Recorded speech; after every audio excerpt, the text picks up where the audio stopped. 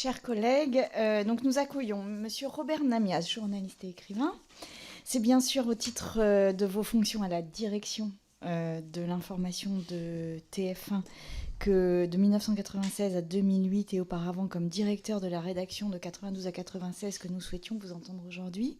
Comme vous le savez, notre commission d'enquête cherche à faire la lumière sur les violences commises contre les mineurs et les majeurs dans le secteur du cinéma, de l'audiovisuel, du spectacle vivant notamment. Aussi, compte tenu des faits qui ont été révélés par la presse à partir de 2021, s'agissant d'un animateur star de la chaîne dont je rappelle que nombre de faits sont prescrits ou classés, ce qui nous permet d'aborder cette question aujourd'hui. Voilà, pas la totalité, mais quand même une partie.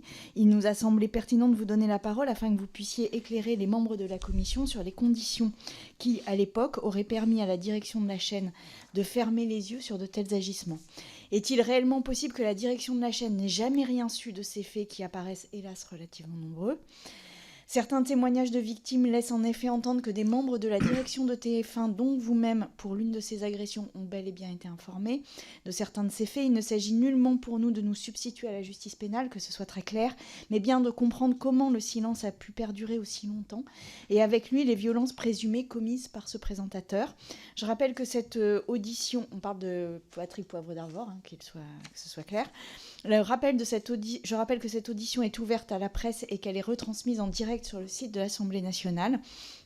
Avant de vous laisser la parole et d'entamer nos échanges pendant environ 1 heure, je vous rappelle que l'article 6 de l'ordonnance du 17 novembre 1958 relative au fonctionnement des assemblées parlementaires impose aux personnes entendues par une commission d'enquête de prêter serment de dire la vérité, toute la vérité, rien que la vérité. Je vous invite donc à lever la main droite et à dire « je le jure ». Je vous remercie. Donc vous avez la parole. Je vous propose de prendre la parole pendant 10 minutes et ensuite on passe aux questions. Ça vous va ? Pardon. J'ai pourtant l'habitude. Je voudrais vous remercier, Madame la Présidente, Monsieur le rapporteur, Mesdames et Messieurs les députés, parce que c'est, depuis en effet, vous avez rappelé que cette affaire a été évoquée dans la presse il y a maintenant exactement 3 ans, par le journal Libération, avec 8 témoignages de femmes. Et je vous remercie parce que vous avez souhaité m'entendre, alors que depuis 3 ans et demi, ou 3 ans que dure cette affaire, je n'ai jamais été entendu par personne. C'est-à-dire que lorsque vous posez des questions sur ce que j'ai pu dire, vous avez lu à travers la presse 2 phrases, reprise après un coup de téléphone de journaliste, je n'en ai vu aucun, et puis jamais rien qui ne soit validé, soit par la police, soit par la justice. C'est toujours des procès-verbaux qui paraissent dans la presse, dont on sait très bien, je ne suis pas naïf et vous non plus, comment ils parviennent jusqu'aux rédactions, mais la vérité c'est que moi, je m'étonne beaucoup de n'avoir jamais été entendu par personne. Et c'est quand même et c'est ce que je vais essayer, et c'est pour ça que je vous en remercie, d'expliquer comment fonctionne, comment voulez-vous comprendre cette affaire, comprendre qu'on pouvait dire, et je viens de prêter serment, qu'on ne savait rien de ce dont on parle. Et ce dont on parle, ce sont des agressions sexuelles d'une gravité extrême, ce sont des viols inacceptables, qui sont des crimes. Et comment peut-on conduire cette affaire malgré les prescriptions ? Mais en fait, il y a eu la question de la sérialité qui a été évoquée, qui permet aujourd'hui de ressortir à peu près tous les dossiers. Comment peut-on imaginer enquêter sur cette affaire sans avoir, il se trouve que je suis le dernier survivant de la direction de TF1, et sans avoir essayé de comprendre, j'entends de la part de la police, et aujourd'hui sans doute des juges d'instruction, sans avoir essayé de comprendre comment fonctionnait TF1 et comment, seul et dernier, je peux affirmer aujourd'hui ce qui, j'en conviens, paraît presque inaudible. J'en conviens, je l'ai dit d'ailleurs à plusieurs reprises. Que, évidemment, nous n'imaginions pas un instant qu'il puisse y avoir eu de tels crimes de commis à TF1, dont il faut dire d'ailleurs que sur les témoignages prescrits ou pas prescrits, j'ai vu qu'il y avait à peu près 80 témoignages déposés, plaintes déposées, soit prescrites, soit non prescrites. Et j'ai eu moi-même, vous l'imaginez bien, un certain nombre de contacts avec certains ou certaines de celles qui ont déposé plainte, qui étaient mes collaboratrices, qui travaillaient à la rédaction de TF1. Mais il faut quand même préciser que lorsqu'on dit TF1, ou lorsque je dis « moi, je ne savais rien », il s'agit en l'occurrence des collaboratrices de TF1. Il y en a eu 5 ou 6 sur les 80 plaintes déposées. Donc l'essentiel de ce qui est reproché aujourd'hui à Poivre d'Arvor s'est passé très souvent dans les locaux de TF1, ou à l'extérieur, mais très souvent dans les locaux de TF1, mais ne concerne pas des collaborateurs de TF1. Ça, je voulais quand même le préciser. Alors, pour le reste, je vais vous dire 2 choses, et puis, pardon, j'ai déjà été trop long. Je me livrerai évidemment et tenterai de répondre à toutes vos questions. D'abord, c'est une énorme blessure, moi je peux vous le dire, qui s'est ouverte en novembre 2021, quand j'ai eu ce coup de téléphone d'un garçon qui s'appelle Jérôme Le Filiatre, et qui était le journaliste de Libé qui a sorti l'affaire, et qui est maintenant au Monde. Et c'est une énorme blessure parce que, d'abord, ça ne correspond évidemment à rien, enfin peu importe, c'est pas le problème de ce que je suis, mais ça ne correspond surtout à rien, et ça ne veut rien dire, et ça n'évoque en rien TF1 et le fonctionnement de TF1. J'aurai, j'imagine, l'occasion d'y revenir. C'est une blessure parce que quand je vous entends, Madame la Présidente, à juste titre, j'en conviens tout à fait, dire mais comment la direction de TF1 ne pouvait pas savoir, comment vous ne pouviez pas savoir, je ne savais pas, et c'est terrible de se faire entendre dire ça à chaque fois qu'un journaliste vous téléphone ou que la présidente d'une commission vous le dit. Ça, c'est le premier point. Le deuxième, c'est que moi, je me pose beaucoup de questions et on a forcément raté quelque chose à TF1. Je vous le dis. Moi, j'ai raté quelque chose. Oui, mais voilà. Mais qu'est-ce qu'on a raté ? On a raté... Alors, il faut quand même aussi se remettre dans le contexte. On va être obligé de répéter des choses qui se disent beaucoup depuis 3 ans.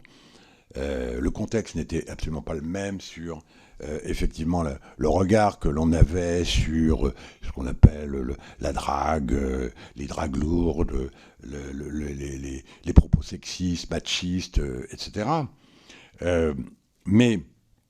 Et donc, le contexte était extraordinairement différent, mais il se trouve que, malgré tout, on a quand même raté quelque chose. Et on l'a raté, je me pose d'autant plus de questions sur la façon dont on a fonctionné, que moi je suis très très fier du travail qui a été fait, Dieu sait si on a été critiqué, la puissance méritait sans doute cette critique, mais c'était tout à fait normal, on a fait des erreurs, on en a fait d'autres, mais en revanche, là en l'occurrence, il se trouve que mon encadrement à moi, au plus haut niveau, était intégralement féminin. Intégralement.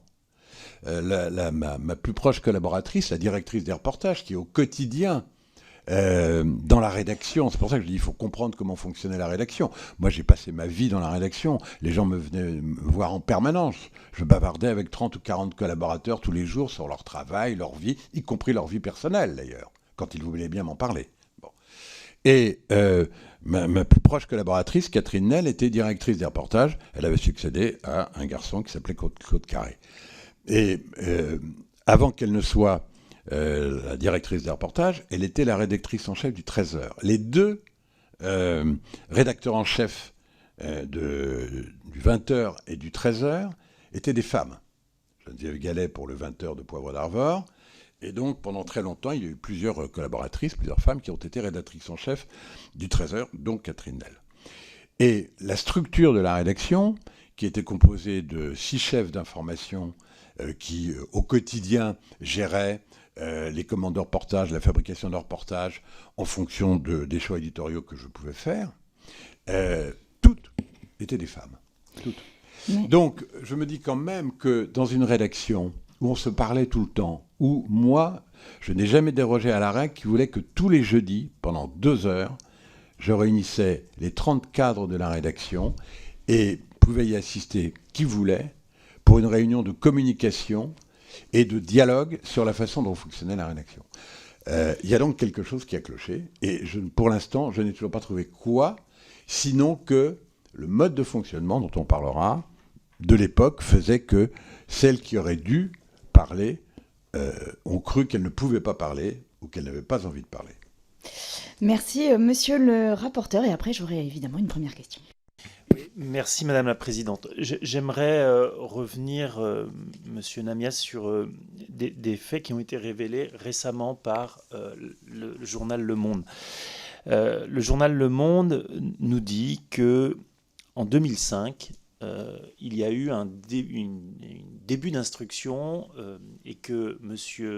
Patrick Poivre d'Arvor a été longuement entendu par la police et qu'il y a même eu des perquisitions ou des rencontres des policiers à l'intérieur même des locaux de TF1. Vous imaginez bien que dans une entreprise sérieuse comme TF1, quand des policiers ont l'autorisation, parce qu'ils viennent et il y a toujours des autorisations, il y a toujours une procédure pour faire rentrer des policiers dans une maison comme la vôtre, on s'étonne que visiblement personne n'était mis au courant. Et j'aimerais avoir sur ce sujet, sur ce point, votre réponse. Est-ce que vous avez été mis au courant à l'époque? Vous étiez quand même le chef de la rédaction. Et comment, si vous n'avez pas été mis au courant, comment est-ce possible et quels ont été, j'ai envie de dire, au sens propre et au sens figuré, les chemins empruntés par ces policiers pour aller interroger Patrick Poivre d'Arvor à l'intérieur même du siège de TF1? Alors, évidemment, ça marche. Évidemment, je n'étais pas au courant, je l'ai dit, je le confirme absolument. Je n'étais pas au courant, j'ai prêté serment, donc je le confirme. Du tout. Vous avez lu comme moi Le Monde. En plus de vous, j'ai eu longuement au téléphone, j'imagine que vous l'avez peut-être eu. Moi, j'ai eu très longuement, c'est lui qui m'a informé à 8h du matin de sa volonté de faire un papier après une enquête. J'ai eu le journaliste du Monde, Jérôme Le Filiatre, qui m'a informé de ce document, parce que apparemment c'est quand même un document. Quel document? On ne sait pas. Moi, je ne l'ai pas vu. Je ne sais pas si vous l'avez vu, si vous êtes en possession de ce document. C'est-à-dire, c'est vraisemblablement un procès-verbal de la police. Quel procès-verbal? Qu'y a-t-il de dit dans ce procès-verbal? Moi, je n'en ai aucune idée. Si vous arrivez à avoir ce procès-verbal, vous verrez ce qu'il dit exactement. Moi, je n'en ai strictement aucune idée. Maintenant, je vais vous donner quelques explications. Et puis peut-être une hypothèse. La première explication, c'est que vous avez raison. S'il y a perquisition, d'abord c'est un magistrat, c'est pas les policiers. Les policiers perquisitionnent accompagnés par un magistrat. Bon, apparemment là, d'après ce que je lis dans la presse, comme vous, il n'y avait pas de magistrat. Bon, ça c'est le premier point. Le deuxième, donc c'était pas une perquisition, c'est très important. Lorsqu'il y a perquisition, bien évidemment, la direction juridique de TF1, la présidence de TF1 et le secteur, il y avait 2 secteurs, les programmes ou l'information. Les programmes, c'était Étienne Moujotte, les programmes, c'était moi. Les programmes, c'était Étienne Moujotte, l'information, c'était moi. Bien évidemment, nous étions informés de la perquisition, surtout qu'elle pouvait concerner nos bureaux. Il ne s'agit absolument pas de cela dans le cas que vous évoquez, mais pas du tout, du tout, du tout. Donc, en outre, indication qu'il ne donne pas dans le journal, Jérôme Le Filiatre met au téléphone que cette venue, on appelons ça une venue, rien d'autre, cette venue des policiers s'est passée à 13h. Quand vous connaissez les locaux de TF1, et quand vous connaissez les locaux de TF1, je vais être très bref, mais il faut que je m'explique, puisque quand même c'est une forme d'accusation. Les locaux de TF1, pour la rédaction, c'était 3 étages dans la tour de TF1, dont 2 étages entièrement occupé par les journalistes de la rédaction, avec des plateaux qui pouvaient recevoir entre 50 et 60 journalistes, plutôt une centaine d'ailleurs. Et il se trouve qu'au deuxième étage, séparé par un très large couloir, il y avait le plateau de la direction, qui faisait à peu près 100 mètres de long. Bon. Et ce plateau, il y avait un bureau fermé qui était celui de Poivre à un bout, et un autre bureau fermé qui était le mien, qui était le bureau de la direction de l'information, avec, à côté de ce bureau, un secrétariat avec 3 assistantes. Bon. Et Poivre avait de son côté 2 assistantes contre son bureau. Et dans cet espace, il y avait un très grand bureau inoccupé toute la semaine, qui n'était pas fermé, qui était celui de Claire Chazal. Il y avait un bureau à côté, qui était celui des chefs d'édition. Ce sont ceux qui gèrent le fonctionnement technique de la fabrication du journal. Et il y avait ensuite le bureau de la rédactrice en chef, qui n'avait pas de secrétaire, qui utilisait éventuellement les assistantes de Poivre. Bien. Dans une rédaction comme celle-ci, surtout la première, certains d'entre vous auraient pu le faire d'ailleurs, bien évidemment, en permanence, on recevait des gens toute la journée. Bon. Moi, j'avais toujours quelqu'un dans mon bureau, et quand j'avais pas quelqu'un dans mon bureau, j'étais dans la rédaction pour parler avec les journalistes. Très souvent, la plupart du temps, même quand j'avais des gens dans mon bureau, la porte restait ouverte. Il se trouve que parfois, elle se fermait. Poivre avait pour habitude de fermer sa porte. Bon.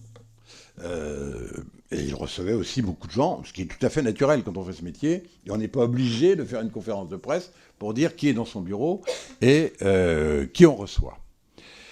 Et en l'occurrence, alors à partir de là, moi, je n'en sais pas plus que vous, j'ai lu le journal comme vous, j'ai eu ce journaliste, et donc, mis à part cet horaire de 13 heures, et le fait que ça n'était pas une perquisition, mais donc une audition, une audition, je ne sais même pas d'ailleurs. Je ne sais même pas s'ils ont, d'ailleurs ça n'est dit nulle part, s'ils ont vu Poivre dans ce bureau. Apparemment, d'après le journaliste, ils ne l'ont pas vu.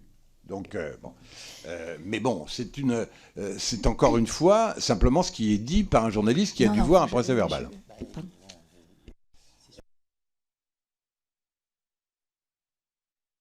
Pardon, je voudrais terminer. Quand la procédure était la suivante. Quand des personnes, parce que là, ce sont des personnes, encore une fois, les policiers, je ne sais pas, ils ne prévenaient personne. J'ai fait interroger, avant de venir à cette audition, la direction juridique et la direction des relations humaines de TF1. Il n'y a aucune trace non plus, mais aucune, de cette visite. Bien. Donc, on peut très bien imaginer que 2 policiers viennent et qu'ils ne se présentent même pas comme des policiers, qu'ils aient pu téléphoner éventuellement à Poivre avant pour dire qu'ils allaient le voir, comme une visite ordinaire. Mais en aucun cas, nous, on a eu la moindre trace d'une visite de la police dans les locaux de TF1 ce jour-là, et encore moins, évidemment, qu'ils aient entendu Poivre. D'ailleurs, le journaliste m'a précisé qu'en fait, Poivre a été convoqué après à la police.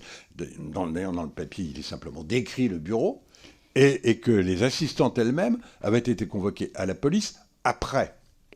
Donc voilà. Et donc, à partir de ce moment-là, comment voulez-vous qu'on soit au courant dans un fonctionnement où quand même il y a une liberté de circuler, surtout à l'époque. Après, beaucoup moins, parce qu'après les attentats, etc., il y a eu beaucoup moins de liberté de circulation. Mais il y avait une grande liberté, c'est quand même une maison qui était très ouverte, quand même. Il y avait des hôtesses, il y avait la sécurité à l'entrée, mais une fois qu'on disait qu'on avait rendez-vous avec telle ou telle, une hôtesse soit montait accompagner la personne, soit une assistante descendait pour recevoir la personne. Mais les autres, on n'était pas forcément au courant, à partir du moment où ça n'était pas présenté comme une démarche officielle. J'entends ce que vous dites, Monsieur Namias, mais précisément, vous parlez par exemple d'une hôtesse qui arrive et donc les policiers se présentent à elle probablement et disent « Nous sommes la police, nous voudrions monter ». Je n'imagine pas qu'une hôtesse d'accueil ne relève pas à un moment, quelque part, le fait que des policiers ont demandé à voir Patrick Poivre d'Arvor. Comprenez que pour nous, c'est quand même extrêmement troublant. Par ailleurs, je voudrais souligner que vous dites que les femmes n'ont pas parlé et qu'il y a un dysfonctionnement sur le fait que les femmes n'ont pas parlé. Mais manifestement, puisqu'il y a eu au moins une plainte en 2005, elles ont parlé. Et elles n'ont pas un peu parlé, elles n'ont pas parlé timidement. Elles ont parlé à la police pour déposer une plainte. Et en fait, donc c'était la première question, comprenez quand même que il me semble très, très surréaliste aujourd'hui que des policiers arrivent en demandant à voir Patrick Poivre d'Arvor et que personne dans la maison ne soit alerté de cette affaire-là. C'est quand même... aujourd'hui, je vous le dis, ça paraît tout à fait improbable. J'ai une seconde question concernant les femmes. C'est-à-dire que, manifestement, il y avait un processus qui consistait à mettre des jeunes femmes sur le plateau du 20h. Et c'est là que commençait le drame auquel elles allaient être confrontées après. Assistiez-vous à ce 20h, vous, en tant que directeur de la rédaction ? Puisque vous nous avez décrit les plateaux tels qu'ils étaient et vos bureaux tels qu'ils étaient, manifestement, vous étiez en proximité du plateau dans lequel se déroulait l'enregistrement. Avez-vous vu ces femmes sur ce plateau ?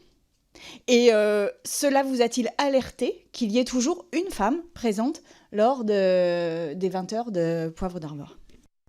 Madame la Présidente, si vous me permettez, je vais essayer de répondre extrêmement précisément. J'aimerais vraiment savoir, parce que vous avez tout à fait raison, et même que des policiers, alors que les policiers alertent, si par exemple 2 policiers disent « nous sommes policiers, nous allons voir, ou nous avons rendez-vous, nous allons voir M. Poivre d'Arvor », de toute façon, les hôtesses, elles ne feront rien d'autre que de prévenir les assistantes de Poivre d'Arvor et Poivre d'Arvor s'il est là. Il n'y a pas de raison qu'elles prennent leur téléphone pour dire tout d'un coup au directeur de l'information « j'ai 2 policiers », etc. Il n'y avait pas de raison, objectivement. Mais je vous pose une autre question. Est-ce que vraiment il est dit quelque part que les policiers se sont présentés comme policiers ? Puisque je vous dis que ce n'était pas une perquisition, d'après ce que je lis. Et que par ailleurs, apparemment, il n'y avait personne. Pardon, monsieur, mais on ne peut pas prendre rendez-vous, aller visiter Monsieur Poivre d'Arvor sans avoir une véritable raison. C'est-à-dire, soit on a un rendez-vous avec Monsieur Poivre d'Arvor et l'assistante à l'accueil vérifie qu'il y ait un rendez-vous, soit c'est la police et dans ces cas-là, on monte. Donc évidemment qu'ils ont dû se présenter comme étant la police s'ils n'avaient pas... C'est évident, mais je voudrais en être sûr. Oui. Bon, non mais sérieusement, et de toute façon, c'était une affaire, apparemment c'était une affaire privée. C'est pas apparemment d'ailleurs. Bon, donc ils ont peut-être même appelé le secrétariat de Poivre avant de prendre ce rendez-vous ou d'y aller. Bon. Mais cette affaire privée, est-ce qu'un policier un jour peut dire, est-ce qu'il y a une trace écrite du fait qu'un seul policier, dans toutes ces affaires, ait pris contact avec qui que ce soit à la direction de TF1 ? Un seul. Est-ce qu'il y a un texte pour dire ça ? Non.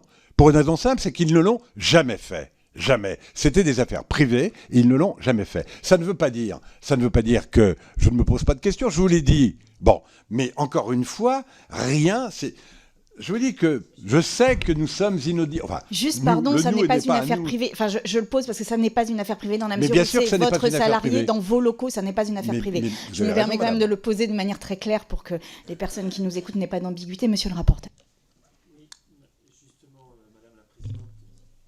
Rebondir sur ce que vous venez de dire, c'est qu'effectivement, on sort de l'affaire privée et dans ce cas, dans le cas de cette personne qui a donc déposé plainte et qui a subi le processus que vient de décrire Madame la rapporteure. Elle a écrit à Monsieur Poivre d'Arvor parce que elle estimait son travail et avait une certaine admiration pour Monsieur Poivre d'Arvor.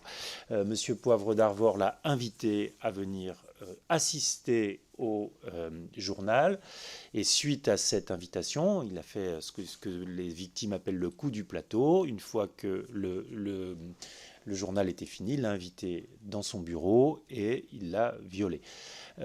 Ensuite, cette personne a porté plainte et une instruction a été mise en place. Voilà le cadre que je rappelle pour tout le monde.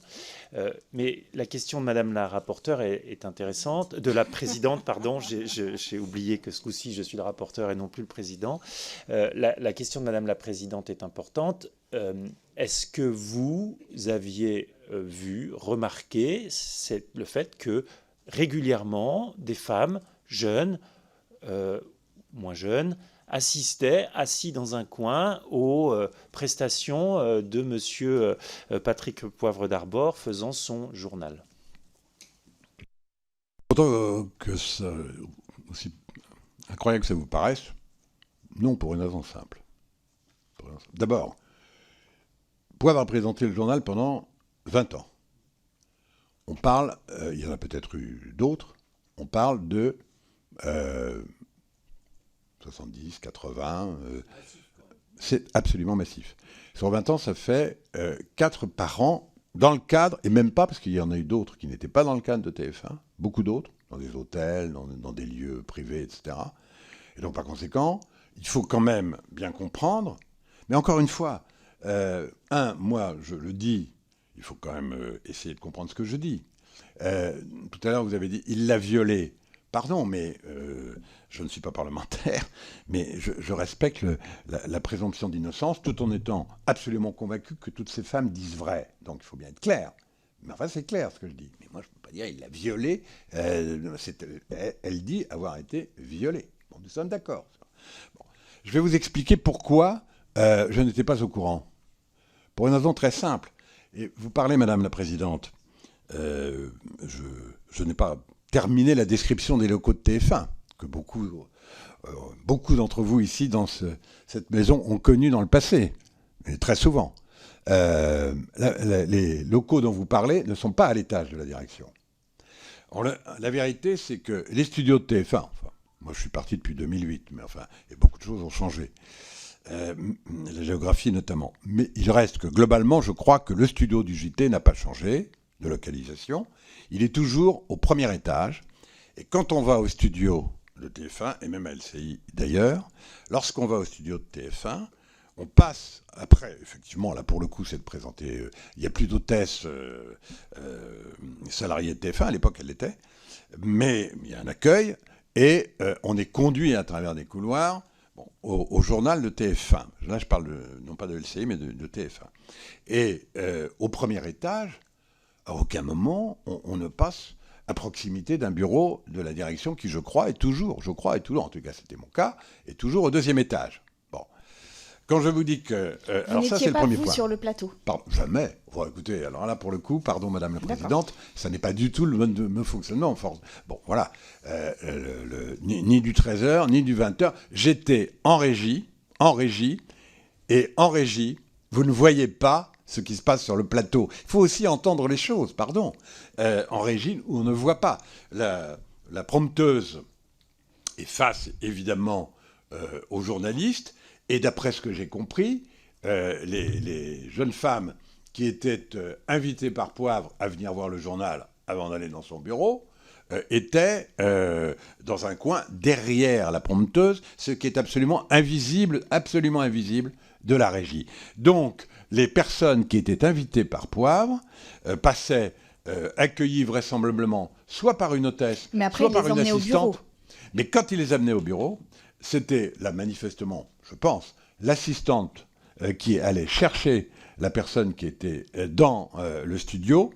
Il y avait une sortie du studio et il fallait monter au second étage par un couloir qui ne donnait absolument pas. Et le couloir donnait directement par une porte dans le bureau de Poivre. Ce qui n'avait rien à voir avec mon bureau qui était à l'opposé. D'accord. Je voudrais vous citer en plus, je n'étais plus là à 9h moins le quart. Je voudrais vous citer le témoignage de Cécile Timorot, qui est citée par Libération, vous l'avez lu j'imagine aussi, qui a expliqué à la police qu'elle avait subi des coups de téléphone nocturnes et insistants de l'ex-présentateur du JT entre 90 et 91, et que ces appels avaient cessé après qu'elle vous avait prévenu.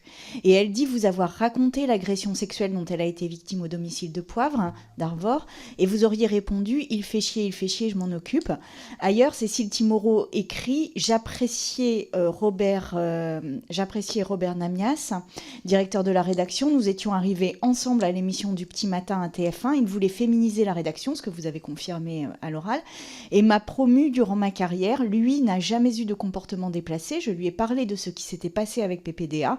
Sa première réaction a été de me dire que cette affaire s'était déroulée entre adultes à l'extérieur de TF1, puis il s'est ravisé et engagé à s'occuper du problème. » Que répondez-vous à ce témoignage ? Et elle ajoute dans cette interview qui est à Mediapart, qu'ajoute-t-elle ? Elle ajoute qu'elle-même, jamais un instant, n'avait pensé que Poivre pouvait être un violeur, ce qu'elle a découvert ensuite. Donc pas plus que moi et pas plus que d'autres. Moi je dirais deux choses. D'abord la première, c'est que, je l'ai dit et c'est la vérité, très sincèrement, Bon, je veux bien que on ne me croit pas. Mais enfin, j'avais, je l'ai dit, des conversations permanentes à tout moment. Vraiment une vie où j'étais en permanence avec la rédaction. Cécile, que j'ai perdu de vue, mais qui était effectivement quelqu'un que j'aimais beaucoup et qui travaillait très bien, et vraiment que j'appréciais. Je ne mets pas un instant en doute le fait qu'elle m'ait dit tout ça. Je constate, je ne m'en souviens pas, je l'ai dit, c'est la vérité. Bon, dans une conversation, bon, très bien. Je constate quand même que, effectivement, lorsqu'elle dit m'en avoir parlé, ensuite, en ce qui concerne le harcèlement s'est arrêté, donc j'ai dû dire à Poivre quelque chose. Ça, vous ne vous en souvenez pas non plus? Non plus, mais manifestement. Donc, bon, voilà. Et que, effectivement, il y a aussi la façon dont les choses ont été dites. C'est effectivement, vous avez tout à fait raison, et je l'assume tout à fait. Je dis que je ne m'en souviens pas. Je dis que ce qu'elle dit correspond vraisemblablement, par définition, à la vérité, et que, encore une fois, j'ai sans doute fait ce que j'avais à faire. Mais ni elle, ni moi, même en se parlant, à un instant, elle le dit, n'ont pensé que Poivre était violeur. Alors Muriel Réus, qui est ancienne cadre, et oui, après je te donne la parole. Muriel Réus, ex-cadre de TF1, elle aussi dit qu'elle vous a prévenu et que vous lui auriez répondu il a osé aussi avec toi. Et elle le dit devant la police. La direction de TF1 savait que ce que PPDA faisait aux femmes. Donc ça fait quand même 3 cas qui disent que vous aviez... Alors là, Madame la Présidente, excusez-moi, pardon, mais... je ne sais pas d'où vient ce document, je ne sais pas ce que vous avez trouvé, mais en l'occurrence, Muriel Réus n'a jamais dit ça. Et personne d'autre, aucune autre femme, j'ai vu un journaliste qui a écrit un livre et qui a fait une émission de télévision à laquelle j'ai refusé de participer, alors que 8 jours plus tard, j'ai répondu très longuement à C'était-vous sur Poivre. 8 jours plus tard, parce que ce journaliste est tout à fait odieux, je n'ai aucune raison de lui répondre dans ces conditions. En l'occurrence... Muriel Réus, je l'ai recroisée une fois sur un plateau d'LCI. Je ne la connais pas. Je la respecte tout à fait. Et ça n'était pas moi. Dans les propos qui sont rapportés, je me permets de vous indiquer qu'elle citait Patrick Lelay. C'était Patrick Lelay. Mais non, mais madame, c'est très important, les mots. Non, mais d'accord, mais c'est très important quand même. Parce qu'on est en train... J'ai entendu ce journaliste, par exemple, dire il y a des femmes. Non, il y a Cécile Timorot et je me suis expliqué. D'accord. Monsieur le rapporteur.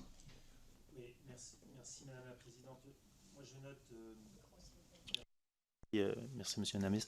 Je note une certaine volonté de reconnaître un certain nombre de choses, et c'est quelque chose que jusqu'à maintenant on n'avait pas toujours entendu, et ça s'explique puisque c'est la première fois que vous vous expliquez, en tout cas sous serment, et sur ces questions-là. Moi, j'aimerais comprendre pourquoi tout ça n'a pas été vu et pourquoi ça a dysfonctionné. Vous nous le dites, vous le dites sous serment, et donc je crois en votre sincérité, vous n'avez pas vu un certain nombre de choses. Cela dit, dans le droit du travail, l'employeur a une responsabilité sur ses salariés. Patrick Poivre d'Arbour était salarié de TF1. Comment ça fonctionnait pour que visiblement Patrick Poivre d'Arbour était quelque chose de l'ordre de l'électron libre, et pourquoi il n'y avait pas les contrôles habituels qui sont des contrôles qui sont des obligations de l'employeur sur ses salariés? Tout, contrairement à ce qui a beaucoup été dit, il y a eu beaucoup de fantasmes. Il y avait la puissance de la chaîne, il y avait la puissance de l'audience. Ça, c'est vrai. Mais la vérité, c'est que Patrick Poivre d'Arbour n'avait pratiquement aucun moyen. D'ailleurs, il ne le souhaitait pas, manifestement. Il arrivait tardivement le matin, il repartait peu avant l'heure du déjeuner, il revenait vers 4h de l'après-midi, et la plupart du temps, un collaborateur ou une collaboratrice écrivait une bonne partie du journal. Donc, au contraire, simplement, effectivement, le rédacteur, le présentateur est responsable de ce qu'il met dans son journal au moment où il le met. Mais les grands choix éditoriaux, les reportages, la relation avec l'ensemble des collaborateurs et des journalistes pour décider Et effectivement, d'ailleurs, pour décider de qui fera tel reportage, etc., donc d'une certaine manière, de l'avenir professionnel de tel ou tel collaborateur, ça revenait à la direction de l'information et à la direction des reportages. Donc ça, c'est le premier point. Le deuxième, pardon, vous dites reconnaître comme si c'était des aveux, mais il n'y a pas d'aveux. Moi, j'ai dit dès 2022, dans des émissions quand même très grand public comme C'est à vous, ou les interviews de France Inter du matin, tout ce que je pensais de cette affaire. Donc ça n'est pas d'aujourd'hui. Vous ne pouvez pas être surpris par mes propos si vous les retrouvez. Bon. Pardon, là, la question était très importante, mais je viens de l'oublier. Donc vous voyez... Ah oui, non, sur les rapports entre normaux, vous dites, professionnels. Bon. Encore une fois, il y a un moment donné... Alors, je viens de vous donner le mode de fonctionnement de la rédaction. Bon. Et en ce qui concerne les affaires qui nous préoccupent, qui sont en effet pas seulement d'ordre privé parce qu'elles se sont passées dans les locaux de TF1, vous avez tout à fait raison, sauf que à partir du moment où personne, en ce qui me concerne en tous les cas, je n'en sais rien, malheureusement, pour le lait et moujotte. Mais je ne crois pas non plus. Vous savez, il faut savoir une chose quand même. Je sais bien que ce n'est pas toujours évident à croire ou à comprendre. Mais d'abord, il faut comprendre le fonctionnement général. Et il nous faudrait beaucoup de temps. Et nous n'en avons pas. Et je n'en ai pas, vous ne m'en donnez pas. C'est déjà formidable que vous me permettiez de m'exprimer ainsi. Mais comment pouvez-vous imaginer, mais vraiment un instant, qu'une entreprise du CAC 40, l'entreprise Bouygues, surtout avec, alors là pour le coup, je peux en témoigner, les valeurs de l'actionnaire, Martin Bouygues, avec qui je vais pratiquement une fois par semaine, une longue conversation d'actualité, etc. Comment pouvez-vous imaginer que nous aurions toléré un seul instant, qu'il puisse se passer des viols ou des agressions sexuelles dans les locaux de TF1 si nous l'avions su. Et je vais vous dire une chose. Pour s'occuper d'un cas de cette nature, faut-il en être informé ? Vous dites, et vous avez cité Cécile Moreau, apparemment j'ai agi derrière parce que j'avais été informé.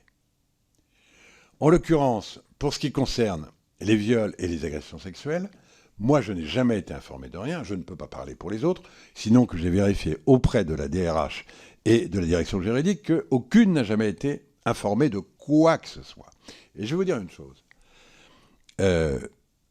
Moi, j'ai été informé d'un cas qui était un cas où des conflits d'intérêts majeurs entre son activité journalistique à TF1 et d'autres activités d'ordre privé, s'était doublé de comportements inappropriés, sexuels.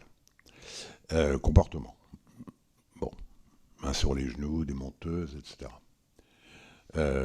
C'était une très grande signature de TF1, une très grande signature. La DRH en a été informée. La DRH m'en a informé, ce qui est en effet la procédure habituelle, et il a été licencié sur le champ, sous couvert d'ailleurs d'une séparation à l'amiable. Voilà. Donc, encore une fois, ça n'est même pas imaginable.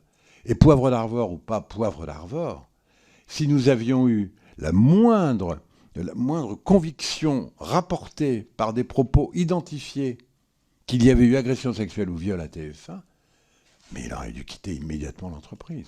Bien évidemment, et d'ailleurs nous aurions sans doute donné suite.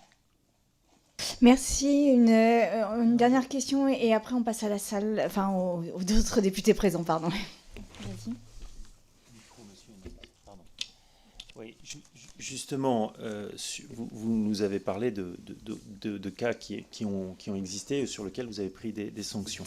Bon, le cadre juridique a changé entre 1996 et 2008, mais enfin, dans la période, un certain nombre de choses étaient rendues obligatoires sur l'accompagnement. Est-ce que, au sein de TF1, il existait à cette époque donc à partir des années 2000, des dispositifs pour prévenir et poursuivre des faits de VHSSS, donc règlement intérieur, charte, etc.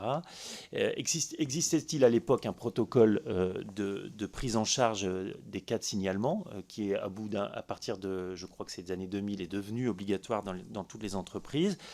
Et est-ce que, autre question, mais vous y avez en partie répondu, est-ce qu'il y avait un degré de prise de conscience de ces enjeux à l'époque à TF1, dans la période 96-2008, avec, vous l'avez dit, ça a duré 20 ans, il y a eu évidemment des évolutions juridiques et sociétales dans la période. Je vous laisse répondre à cette question et après je vous propose qu'on passe aux députés présents. Alors très brièvement, non, à ma connaissance, il n'y avait pas, à ma connaissance. Alors dans la dernière période, entre 2000 et 2008, peut-être avait-on mis en place au niveau de alors c'est la DRH qui aurait mis en place une structure, mais très sincèrement, à ma connaissance, non. C'est vrai, non. Deuxièmement, en ce qui concerne la rédaction de TF1, qui était très différente il y avait à la fois, mais bon, ça ne veut pas dire que on ne pouvait pas être critiqué, y compris par ses propres collaborateurs, ce qui me paraît la moindre des choses, ou mécontent de ses choix, ou mécontent de ne pas avoir été choisi pour tel ou tel reportage, telle ou telle émission. Mais il faut savoir ce que c'est qu'encore une fois une rédaction. Il y avait une telle osmose entre les collaborateurs qui se parlaient sans arrêt, et professionnels et privés. Il y avait, comme dans toute entreprise, il y a eu des mariages, il y a eu des divorces à l'intérieur même de l'entreprise. Enfin, bon, voilà, c'était une entreprise de ce point de vue-là tout à fait ordinaire et qui vivait en effet avec ce qu'était le mode de pensée et le mode de fonctionnement 20 ans, puisque vous parlez de ces périodes, 20 ans avant MeToo et plus. Et encore une fois, en tous les cas avec un patron, je me permets de le dire, qui était quand même assez intransigeant sur tout ça. Merci, Monsieur Namias. Je vous propose de passer au député présent, Madame Youssoufa. Ah, pardon. Merci Madame la Présidente, Monsieur le rapporteur, Monsieur Namias. Avant d'être députée, j'ai travaillé pendant plusieurs années à LCI, qui appartient au groupe TF1. J'avoue être un peu stupéfaite de ce que j'entends aujourd'hui. Et avec la permission de la présidence, je serai un petit peu longue dans la contradiction que je souhaite vous poser, parce que j'avoue que ce que j'ai entendu me paraît complètement décorrélé de la réalité. Certes, cette affaire, telle qu'elle a été révélée, est bien avant l'affaire MeToo. Cependant, vous étiez déjà journaliste quand a éclaté l'affaire Monica Lewinsky avec Clinton. Donc la question du harcèlement était connue en France, elle était commentée, elle a été largement couverte par votre rédaction et elle a eu un impact au niveau RH dans les grands groupes, dont le groupe de TF1. La question des violences sexistes et sexuelles n'est pas simplement les agressions sexuelles, il s'agit aussi du harcèlement sexuel. Et en tant qu'ancienne employée du groupe, je peux témoigner que les affaires de PPDA, personne n'imaginait, et ça je partage avec vous, j'en ai été la première surprise quand les affaires ont éclaté, personne ne pouvait imaginer des viols ou des agressions physiques, mais le harcèlement était parfaitement connu. Il était non seulement connu de la rédaction et de la direction, parce que plusieurs salariés sont venus auprès de la direction, de la rédaction en chef, de la RH, chaque fois qu'elles étaient l'objet du harcèlement caractérisé de PPDA, qui submergeait les salariés d'appels téléphoniques nocturnes, d'aller descendre chez elles pour aller leur faire part de ses ambitions sexuelles, mais dans la rédaction, il y avait tout un mécanisme qui avait été mis en place pour changer les plannings pour que ces personnes ne soient plus au contact de PPDA. De la même manière, quand vous évoquez son planning de manière un peu ésotérique, je rappelle que quotidiennement, la rédaction de TF1 avait la conférence de rédaction du 20h à laquelle participait systématiquement PPDA. et que l'obligation de l'employeur, ce n'est pas simplement de protéger PPDA, c'est de protéger les autres salariés. Et c'est ça aussi la question qui se pose lors de ces auditions ici. Donc à la lumière de ce que je viens de vous expliquer, j'aimerais que vous aviez la latitude de revoir et de préciser votre témoignage, parce qu'il y a quand même des incohérences qui non seulement ont été relevées, ne serait-ce que dans le livre de Romain Verlet, qui lui aussi était un salarié de TF1, Le Prince Noir, et qui détaille la géographie des bureaux de TF1, qui explique, et là je vais quand même, j'avoue que ayant travaillé à TF1, on ne rentrait pas, ce n'était pas une maison ouverte, on rentrait avec une sécurité impressionnante, on ne pouvait pas circuler dans les bureaux de TF1 comme ça, il y avait des badges partout, donc il est impensable dans une maison remplie de journalistes de plaider « je ne savais rien », c'est-à-dire une profession par définition informée, et vous, rédacteur en chef, qui assumez ici devant la représentation nationale sous serment l'ignorance. J'avoue que les bras m'en tombent. C'est de dire, mon principal métier, c'est d'être boulanger, je ne sais pas quelle est, ou pâtissier, je ne sais pas quelle est la saveur du sucre. L'information dans une rédaction, a fortiori, comme vous l'avez dit, une rédaction osmotique, et je vous laisse vraiment l'adjectif que vous venez de dire d'osmose, où on mélange le privé et le public, le professionnel, où vous êtes en train de dire qu'il y avait probablement des coucheries, des mariages, des divorces, certes, et c'était connu de tous, et là, la rédaction aurait totalement ignoré que des policiers seraient rentrés dans la rédaction. C'est impensable. De un, c'est non seulement impensable, à la lumière de l'activité de la rédaction de TF1, qui avait des contacts avec la police. Ne serait-ce que pour être informé dans le cadre des affaires de la rédaction police-justice. Merci. Donc si vous voulez parler d'osmose, on peut en parler parce que l'osmose entre la rédaction de TF1 et les services, le parquet de Paris, la police, etc., était connue et c'était une des qualités de la rédaction. Et là, subitement, on aurait été au courant de rien. Une rédaction dans laquelle on rentrait avec un badge uniquement sur autorisation, où on ne pouvait pas circuler sans badger, donc avec nécessairement, pas seulement une hôtesse, mais quelqu'un de la sécurité. Vous allez nous dire que là, ces policiers sont rentrés et en fait, personne n'est au courant. C'est impensable. Merci donc je vous invite à revoir ou à préciser votre témoignage. Merci Madame Youssoufa. Je vous propose qu'on prenne les 3 questions et que vous oui, répondiez. là, je voudrais bien répondre. Madame Legrain oui, d'abord. mais alors c'est une accusation qui mais sur un ton péremptoire, mais à laquelle je peux... Vous allez avoir le temps de répondre, ne vous inquiétez pas. Madame Legrain. Merci Madame la Présidente. Merci Monsieur Namias pour votre présence ici, qui est importante.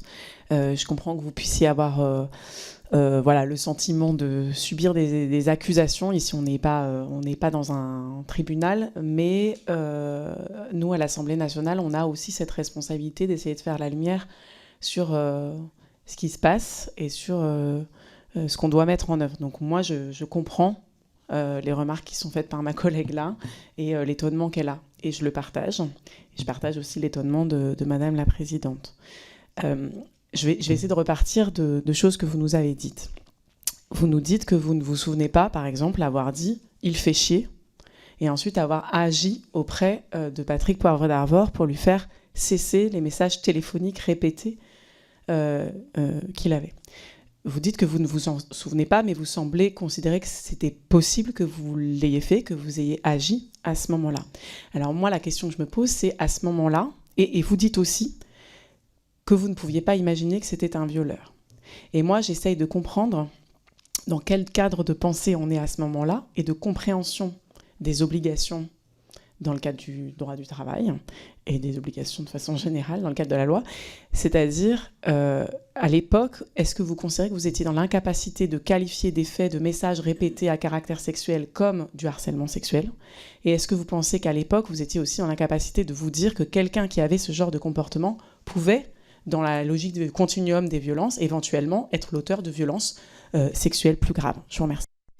Merci, Monsieur Taverne, et ensuite vous aurez tout loisir de répondre, Monsieur Namias. Merci Madame la Présidente, Monsieur le rapporteur, Monsieur Namias. Alors, avec mon collègue, on faisait partie de la commission d'enquête, cette même commission d'enquête lors de la précédente mandature, qui malheureusement s'est terminée après la dissolution. Alors, nous avions auditionné plusieurs personnes du monde du spectacle, de l'audiovisuel, etc. Et en fait, elles ont bien insisté sur le fait qu'il y avait une omerta, une culture du silence, pour des raisons professionnelles, pour aussi une carrière personnelle. Donc, est-ce que vous pouvez nous confirmer qu'il y a cette culture du silence? Et pour vous, quelles seraient les préconisations, en tout cas vos préconisations, et tous les dispositifs à mettre en place pour y remédier? Merci. Je vous remercie, Monsieur Namias. Alors, d'abord, pardon, mais effectivement, vous étiez à LCI à quelle époque et vous y faisiez quoi? Non, mais, si, non, mais non. je veux comprendre, comprendre parce que vous avez affirmé un certain nombre de choses. Non, mais d'accord, mais vous dites quoi? Pardon? Bon, mais donc maintenant je vais répondre, madame. Madame la députée, Non, s'il vous plaît, là c'est moi qui préside la séance, donc je vous propose de répondre, Monsieur Namias. Elle vous a dit qu'elle avait été journaliste à la rédaction de LCI, ce qui permet d'avoir une vision de l'intérieur. D'abord, je voudrais préciser que la rédaction de LCI, que je ne dirigeais pas, était très très isolée de la rédaction de TF1 à l'époque. Bon. Deuxièmement, je le dis, effectivement, vous avez cité le bouquin d'un ancien collaborateur de TF1 qui n'a pas été très longtemps et qui affirme un certain nombre de choses de manière extrêmement péremptoire. Vous les affirmez, pardon, Madame la députée, de la même manière. Vous dites tout le monde savait, et on se racontait des choses, etc. J'ai dit, moi, ce que, en tant que directeur de l'information de TF1, directeur général adjoint de TF1, sous serment, je savais ou ne savais pas. Et vous me dites, ou je suis incompétent ou un imbécile, incompétent peut-être, encore que ma carrière depuis 55 ans me laisse penser que ce n'est pas tout à fait vrai, imbécile peut-être, mais là également, c'est quand même une affirmation très très péremptoire. Bon. Quand vous dites, ou quand je réponds à l'autre question, quand on dit Cécile Timorot, moi je dis, et il n'y a aucun document, c'est pour ça que je dis que ce sont des affirmations totalement. On dit toujours des femmes, des témoignages, des noms. Moi, je peux vous dire, et je ne donne pas des noms par respect pour ces femmes, y compris celles qui ont écrit des livres, avec qui je suis en contact très régulier. Je ne pense pas qu'elles aient dit ce que vous dites avec ce ton péremptoire sur ma personne et sur la façon dont on fonctionnait à TF1. Je ne pense pas. Il y a une question d'omerta sur laquelle je veux bien revenir, mais certainement pas. Bon. Donc, vous affirmez des choses. Très bien. Vous avez sans doute des informations que je n'ai pas, et donc j'affirme que je ne les ai pas. Vous avez sans doute des noms, des témoignages, des femmes qui ont dit « j'ai dit telle chose à un tel ». Cécile Timorot a dit « j'ai dit à Robert Namias ». Et j'ai répondu. S'il y a une seule femme qui peut dire la même chose, je répondrai ou je ne répondrai pas selon.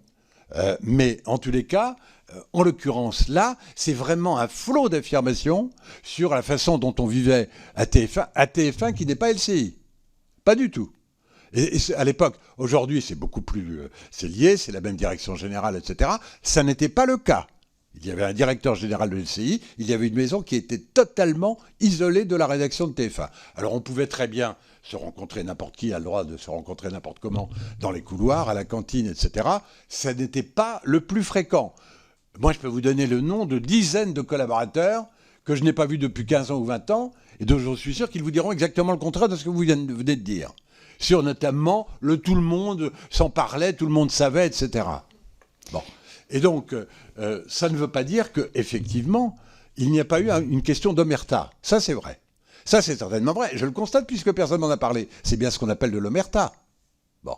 Et cette omerta, c'était quoi? C'était effectivement le fait que quand vous avez affaire à un présentateur qui choisit dans le flot de sujets qui vont être traités dans la journée et les reporters qui vont avoir à faire ces sujets, qui choisit tel ou tel collaborateur, c'est vrai qu'à un moment donné, et surtout quand on est jeune journaliste, tout à fait normal, d'abord on aspire qu'à une chose, c'est à ce que son reportage et son sujet passent dans le journal, et donc par conséquent, on ne fera rien, et puis effectivement, à un moment donné, l'aura du présentateur, elle n'est pas que d'ailleurs à l'intérieur de TF1. Je peux vous dire que la quasi-totalité, à l'époque, dans les années 2000, était persuadé qu'il fallait passer à TF1 pour vraiment... Bon, c'était pas forcément vrai. Monsieur Namias, on a entendu que donc, vous ne saviez rien. Non, vous l'avez répété. Je vous propose de répondre aussi aux autres députés qui ont présenté et du coup d'apporter des réponses à Madame Legrain et Monsieur Taverne. Madame Legrain, pardon, est-ce que vous voulez bien reposer votre question? Merci.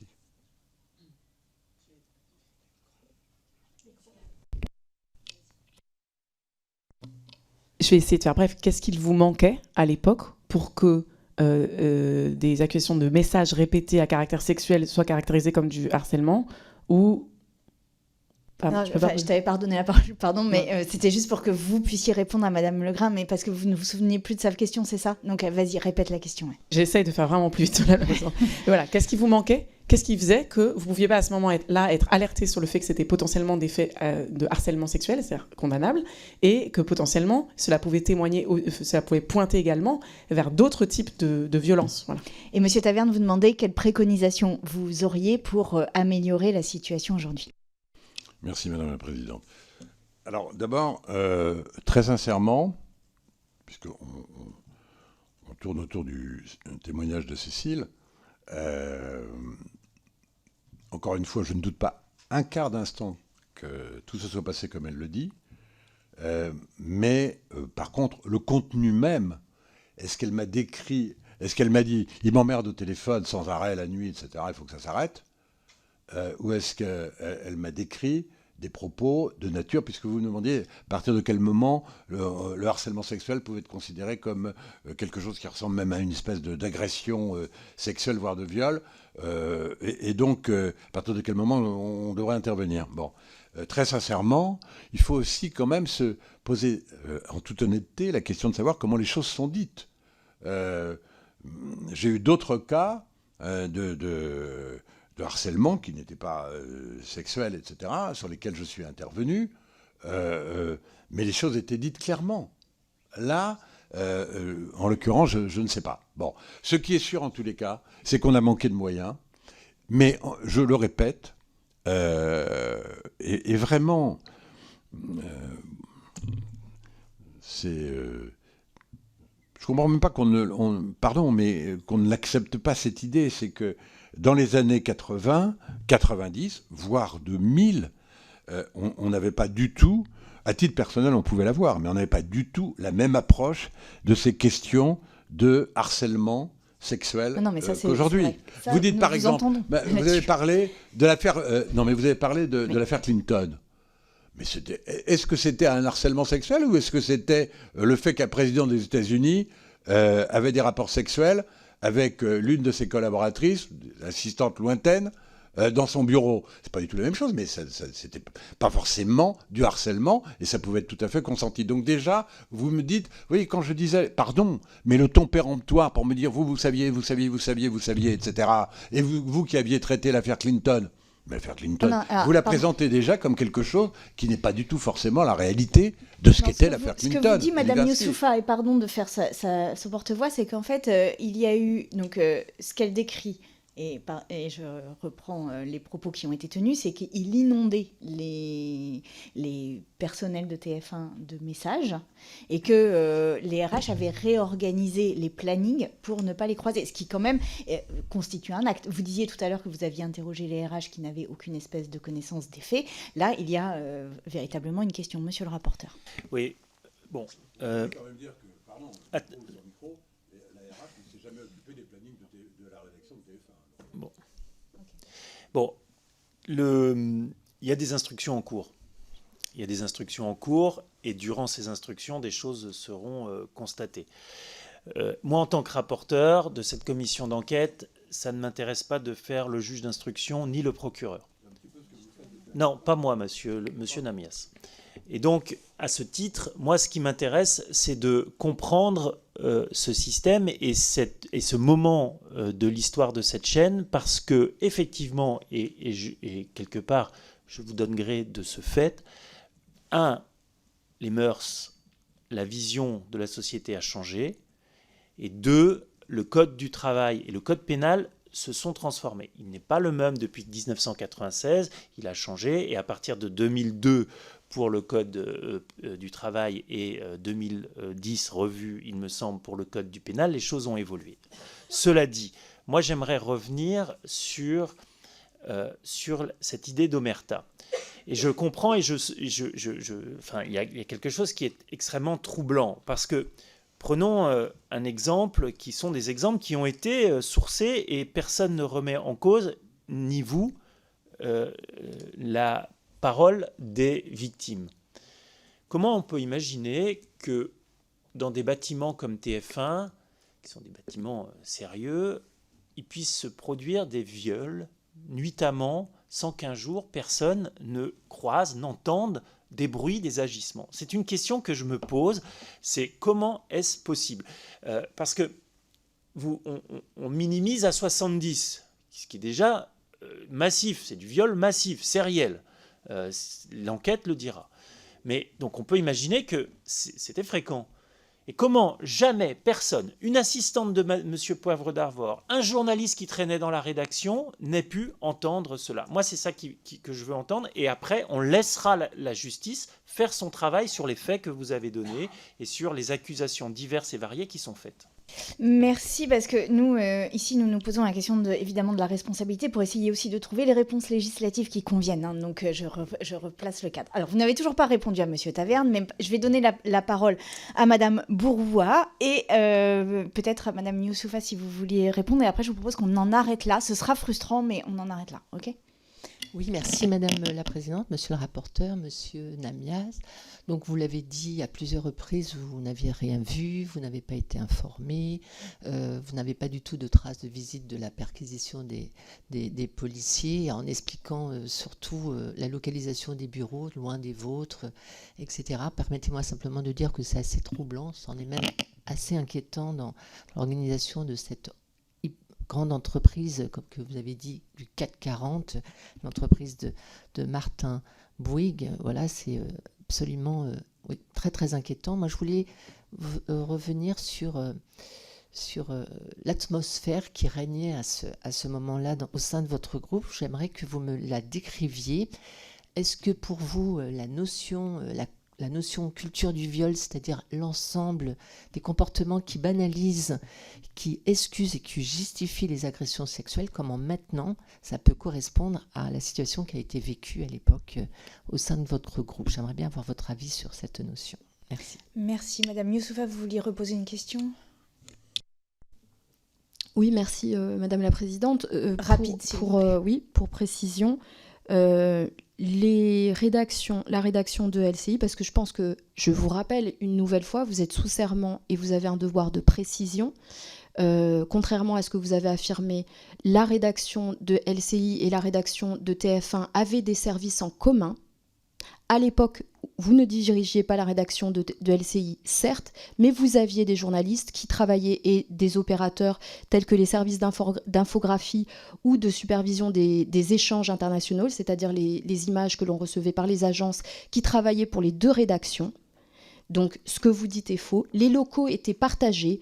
Une partie était dans la tour de TF1. L'entrée était commune. Donc, vous ne pouvez pas dire qu'il n'y avait pas de contact entre les deux rédactions. C'est faux. Et par précision, quand vous dites que M. Verlet a travaillé brièvement à TF1, il y a travaillé 3 ans. Donc, je ne sais pas, effectivement, au regard de votre longue carrière dans le groupe, c'est peut-être très bref. Merci. Mais pour les béotiens que nous sommes, c'est quand même pas quelqu'un qui était de passage dans le groupe. Il a fait 6 ans dans le groupe TF1. Merci, Madame Youssoufa. Donc, il y a une question sur la culture du viol et qu'est-ce que vous en pensez? Et la question de Monsieur Taverne que je repose pour la 3e fois, c'est quelle préconisation vous auriez depuis la place que vous avez occupée et dans les difficultés de voir que vous nous avez décrites, quelles seraient les préconisations que vous feriez à la représentation nationale pour améliorer les choses?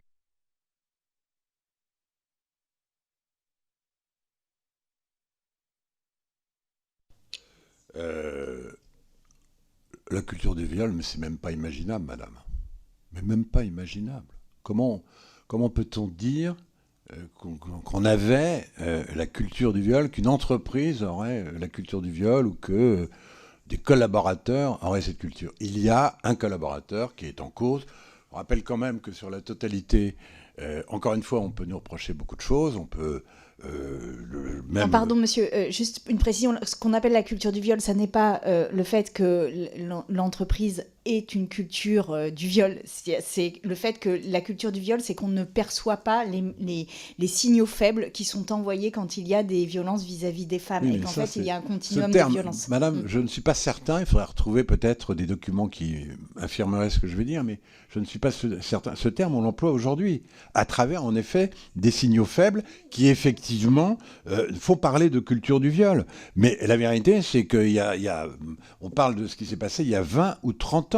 Bon, et il y a 20 ou 30 ans, les signaux faibles n'étaient pas considérés comme participant éventuellement à une culture du viol. Bon, donc, encore une fois, je pense vraiment qu'il faut aussi replacer les choses dans son contexte. Je voudrais simplement dire à Madame la députée Youssoufa qu'on ne peut pas affirmer...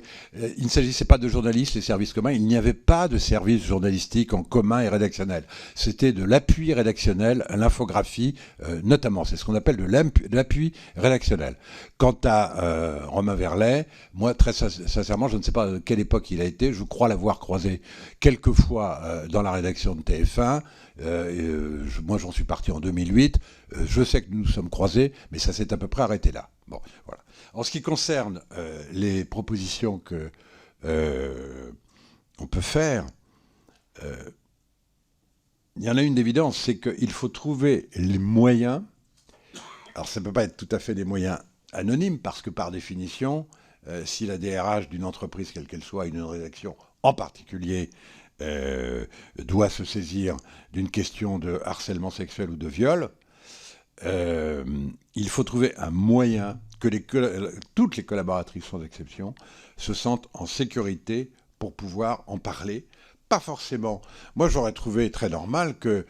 Je trouvais très normal, d'ailleurs. Moi, j'ai parlé avec certaines, plus que parlé, on s'est vu longuement, etc., qui sont à l'origine, en fait, des témoignages concernant TF1. Après la révélation des faits. Après la révélation des faits, on s'est beaucoup parlé, etc.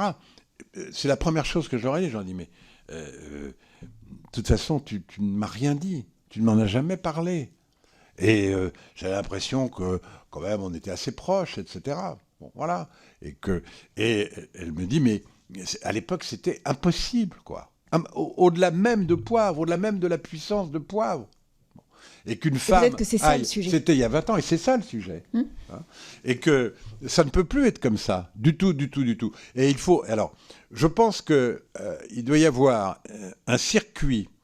Alors, il faut voir quelles sont les propositions après législatives que ça peut prendre, quelle forme ça peut prendre, mais un circuit dans l'entreprise qui fait que ça n'est peut-être pas justement le patron qui soit le premier informé. Mais que, alors la DRH, et si ça se passe dans la DRH, ben c'est pas la DRH qui est informée. Mais en tous les cas, il faut un circuit dont on est sûr qu'il protégera à la fois celle qui donne confiance, qui protégera à la fois celle qui a l'intention de se plaindre et de porter plainte, et qui en même temps permettent ensuite d'agir. Quelle que soit l'entreprise, hein, et quel que soit le service, le patron reste le patron. Il est fantasmé, il est souvent fantasmé, le patron. Il n'est pas toujours, hein, parce que, vous savez, tout ce qu'on dit là, ça continue dans beaucoup d'entreprises. Beaucoup, beaucoup. Hein. Le harcèlement sexuel, les viols, j'en sais rien, mais le harcèlement sexuel, ça, c'est évident. Le fait de faire pression, c'est évident. L'omerta, c'est évident. Et je pense même que dans l'audiovisuel, aujourd'hui, je pense qu'il y a déjà un certain nombre de dispositions qui ont été prises. Elles sont sans doute insuffisantes, elles ne sont pas législatives, mais je pense que ça n'est plus le lieu où continue de se passer ce qui est inacceptable. Regardez ce qui se passe sur d'autres chaînes et vous verrez qu'il y a encore des sujets. Bon, voilà, cette audition arrive à la fin. Moi, j'aimerais juste vous poser une ultime question, Monsieur Namias, qui appelle une réponse par oui ou par non. C'est si vous aviez su, si quelqu'un avait su dans la direction, est-ce que Patrick Poivre d'Arvor aurait-il pu être licencié de TF1 ? Oui, Absolument. Merci. Je vous remercie beaucoup pour cette audition qui, évidemment, n'a pas été un moment agréable, Excusez-moi j'imagine parfois bien, de mais m'être un tout cela petit peu fait partie emporté, mais bon. de notre mission et nous vous remercions de vous être prêtés à nos questions et nous continuerons ces auditions, y compris évidemment sur le cas de TF1. Je remercie les députés présents et présentes.